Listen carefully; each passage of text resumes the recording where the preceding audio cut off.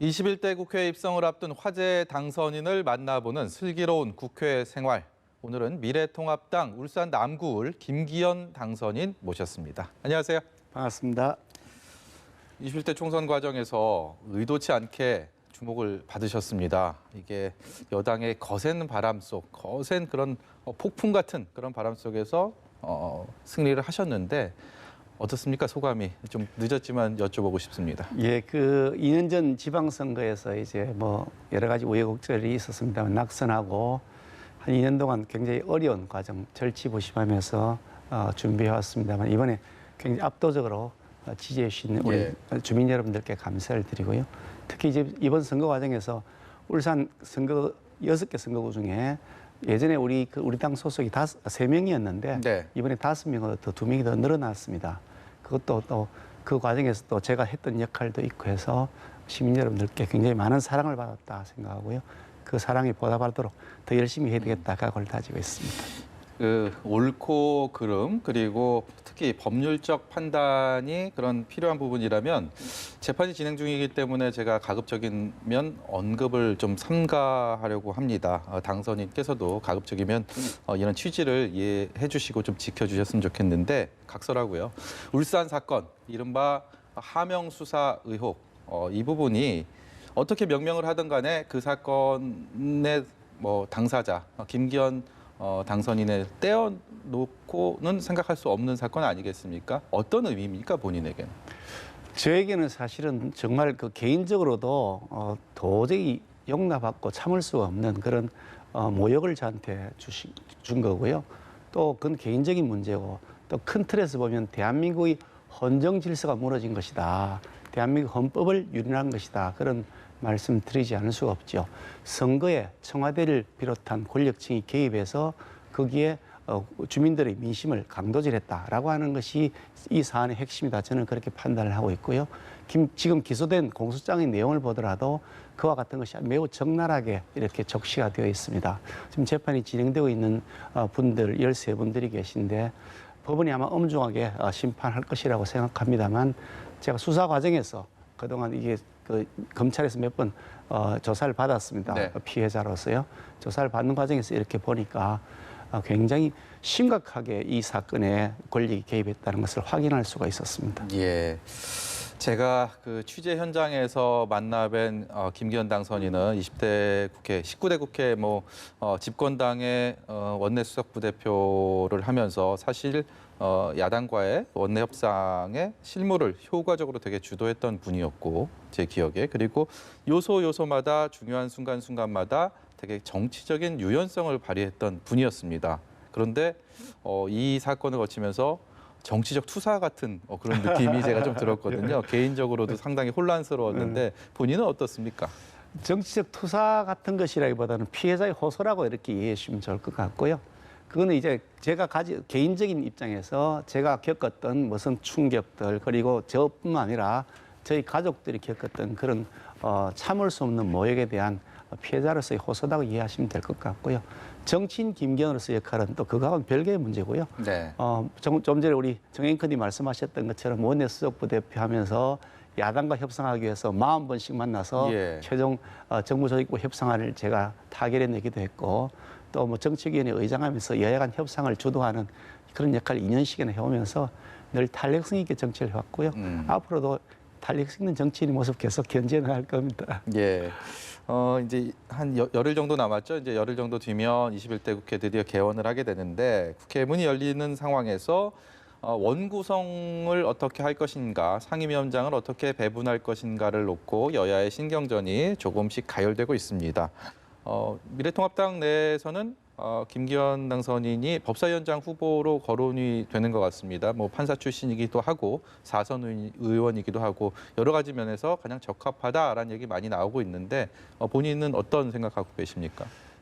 예, 사실 제가 보통 3선 때 상임위원장을 하는데 그때 원내수석 부대표, 정책위 의장도 했고 나이도 어리고 이러면서 상임위원장을 전반기에 못했고 후반기에 지방선거를 나가면서 사직을 하는 바람에 결국 상임위원장 할 타이밍을 놓쳤는데요. 이 4선 들어온 입장에서는 상임위원장을 하는 것이 좋겠다. 그것이 해야 될 순서다. 그런 개인적 생각을 하고 있습니다. 결국 이제 당내에서 의견 정리가 돼야 될 분야이긴 합니다만 한다면 제 전공 분야에 맞는 법사위 그 위원장을 맡는 것이 적합한 것이 아니냐 하는 생각을 하고 있습니다. 그런데 이 법사위가 원구성의 지금 핵심 쟁점이 됐습니다. 법사위의 권한을 축소를 해야 된다. 그리고 법사위원장을 여당이 가져가야 된다라는 게 지금 민주당 쪽에 많은 기류가 느껴지고 있습니다. 사실 법사위가 그동안 법사위 본연의 어떤 이미지가 아닌 뭐 일단 상원으로서 군림을 했다. 일반 본회의 상정하는 데 있어서 법사위에서 발목이 걸리는 경우들을 워낙 많이 봐왔기 때문에 마치 법사위의 본질이 어디에 있느냐 여기에 대해서 비판적인 견해도 있거든요. 여기에 대해서는 어떤 생각하고 계십니까?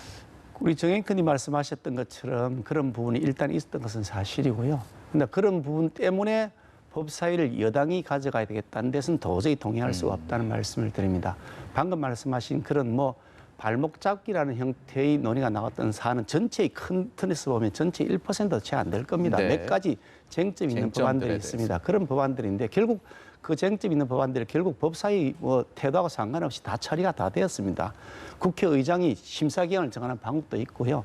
현재 지금 뭐 180석 이상을 사실상 확보하고 있는 여당이 무소불위의 권력을 다 가졌는데 법사위원장이 뭐 어떻게 한다고 할 수 있는 사안이 아니기 때문에 큰 의미가 없는 것이라고 생각하고요. 저는 말씀드리고 싶은 것이 법사위원장, 국회의장을 이미 여당이 사실상 차지하고 있는 상태이기 때문에 법사위원장을 야당이 하는 것이 오히려 견제와 균형의 원리를 존중하는 국회의 그 기본 원리에 맞는 것이라고 생각합니다.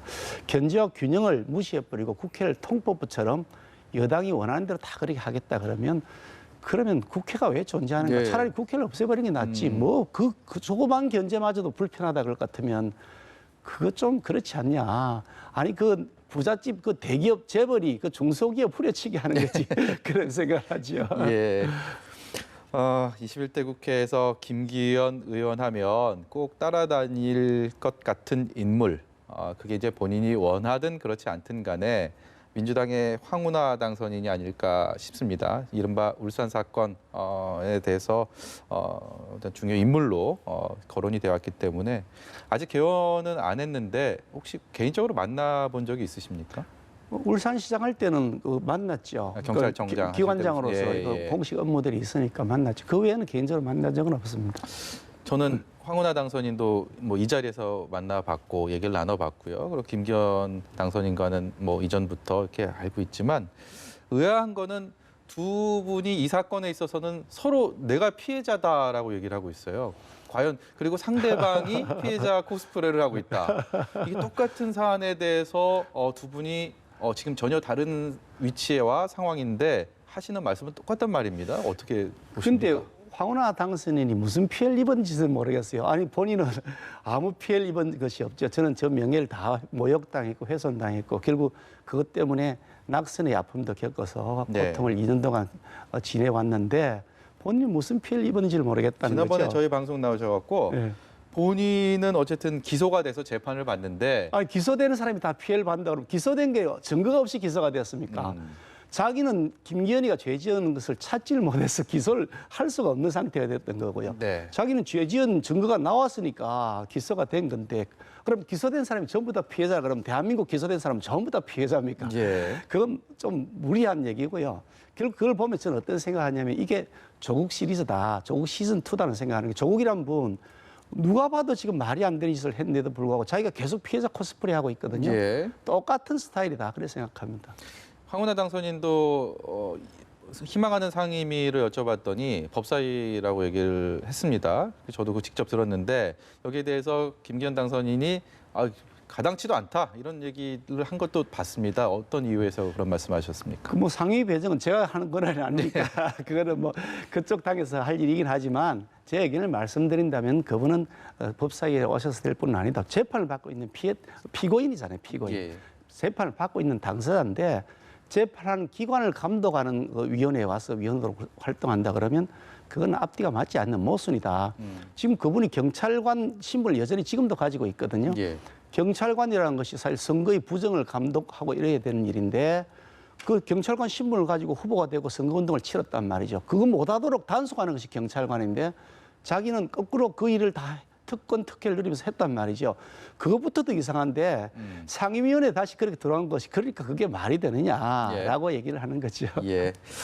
미래통합당 얘기 좀 해보겠습니다. 주호영 원내대표 체제로 지금 흘러가고 있습니다. 이제 21대 국회를 주호영 원내대표 체제로 이제 들어가게 될 텐데 첫 외부 행보였던 5.18 40주년 기념식에 주호영 원내대표의 행보들이 여당도 그렇고요. 많은 국민들, 여론들의 아주 좋은 박수갈채를 받고 있습니다. 여기에 대해서는 어떤 견해 갖고 계십니까? 그 사실 그 5.18 민주화 운동이 가지고 있는 역사적 성격은 이미 다 국민적 공감대가 형성되어서 규정이 되어 있다고 생각하고요.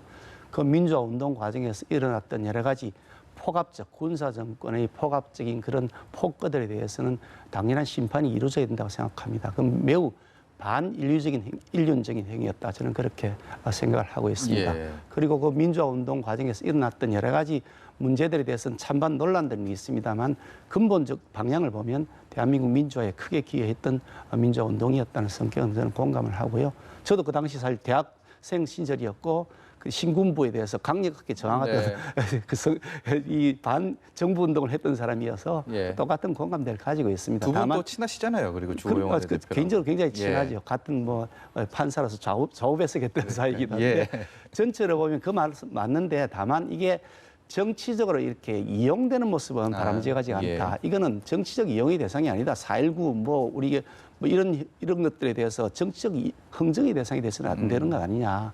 그런 측면에서 좀 더 객관적으로 이렇게 사안을 봤으면 좋겠다. 뭐 조영 원내대표 이번에 잘한 판단을 했다고 저는 생각합니다. 어느덧 이제 4선 중진 의원의 반열에 오르셨습니다. 이 책임감, 무게감, 뭐 가볍게 여길 수는 없는 그런 상황이 될 텐데.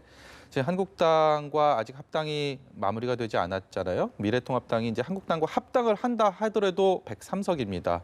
굉장히 지금 거대 여당에 맞서기에는 여러 가지 면에서 녹록치 않은 상황인데 그런 4선 중진 의원으로서 21대 국회 과연 제1야당은 어떤 역할, 어떤 식으로 어떤 뭐 인지도와 그다음에 활동을 해야 된다 이렇게 보십니까?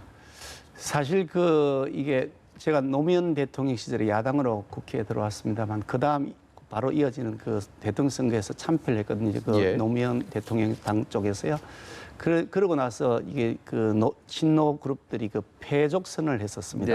그러면서 절치부심하면서 10년의 세월 동안을 사실 노력해서 새롭게 건설해 왔는데 우리 당도 지금 그런 노력을 해야 될 때라고 생각합니다. 지금 뭐 내가 당권을 쥐느니 어떠니 하는 그런 형태의 자리 싸움하는 모습이 아니라 정말 다 내려놓고 우리가 완전히 패족이 되었습니다 하고 선언하고 스스로 다시 거듭나기 위한 노력을 정말 치열하게 해야 된다. 저는 지금 그런 부분들이 더 가열차게 진행됐으면 좋겠다고 생각합니다. 그러면서 국민들의 민심을 얻어야 된다.